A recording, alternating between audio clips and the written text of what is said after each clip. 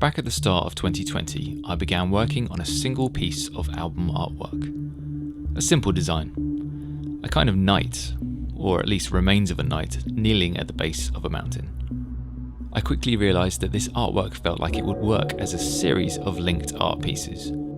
That second artwork quickly led to the third, and completed the triptych artwork, which would later be used for my Odyssey of Noise trilogy. Due to the way music is released on most online platforms, the reveal of the artwork went right to left and perfectly showed the artwork transition from volume 1 to 3. I love creating series of music, being able to often tell a deeper story as it's linked between multiple albums. This first trilogy succeeded in that, and in many ways it could have stopped happily there. Fast forward to the start of 2025, and I get the sudden urge to get the old triptych artwork out and see if I can maybe add to it for a possible volume 4. The last artwork showed people entering a portal on the side of a mountain, so due to the fact that mountains don't just stop as right angles, the artwork progression had to be a continuation of this mountain.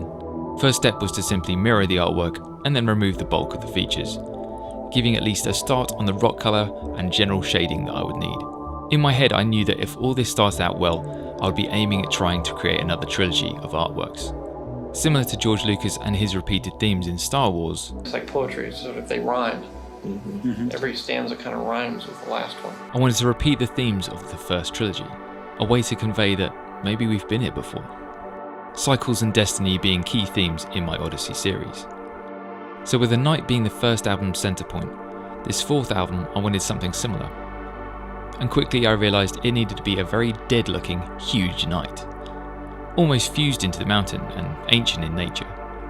Out of all the small changes that you'll see, the skeleton in the mountain was one that I barely touched after the starting layout. Moving on to the art of volume 5, this one was quite the opposite. To begin, I envisioned a castle with trees and grass growing up a large hill. Then I realised the image I'd used had the wrong direction of shadows and had to flip the whole thing around. It was messy. And in the end, I decided to scrap most of that and link more directly back to the original trilogy, which had a tower. This time, instead of a tower, I created a beacon, one with a beam of light stretching into the sky. Sky that I might have changed about 100 times over the whole process. Another key part of Volume 5's artwork is water, and from very early on I found some stock photos of waterfalls which I mashed together that worked pretty well, so again this didn't change much.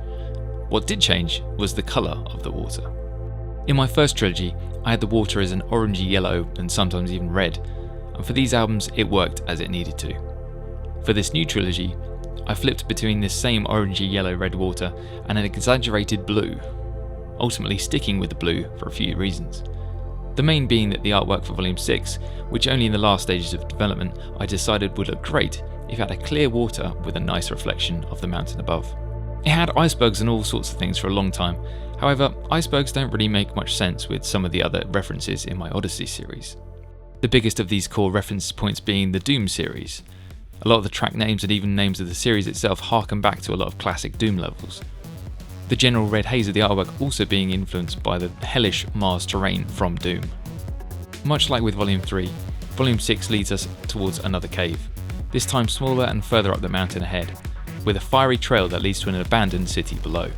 This trail started out as lava flowing down from an active volcano, but I didn't feel it was quite mysterious enough, and it slowly turned into a ruined city along a cliffside. Completing this series of artworks was something I knew I couldn't rush. A lot of the time I would work on it for a few days, leave it for a week, and then come back and see what I still liked. This process continued for pretty much the entirety of 2025, until it finally felt finished. The artwork taking longer than creating the accompanying music by a fair margin. With all 6 volumes now being released, it feels like one of my most successful creations. I'm very proud of it, and whether it's for the music or the artwork, I really hope you enjoy my Odyssey of Noise.